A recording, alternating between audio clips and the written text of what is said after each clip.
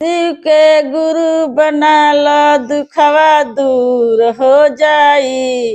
काहे बार परेशानी ये भाई शिव के गुरु बनावत काहे नईख। काहे बारू परेशानी ये बहिन शिव के गुरु बनावत काहे नईखु। शिव के गुरु बनाल दुखवा दूर हो जाई। जे रहे या भागा गुरु शरण में गईबे ना कईल। जे रहे या भागा गुरु शरण में गईबे ना कईल।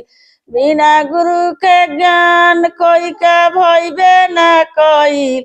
बिना गुरु के ज्ञान कोई का भइबे ना कईल।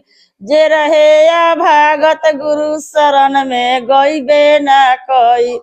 जे रहे या भागा गुरु शरण में गईबे ना कईल। शिव के गुरु बनाल दुखवा दूर हो जाई।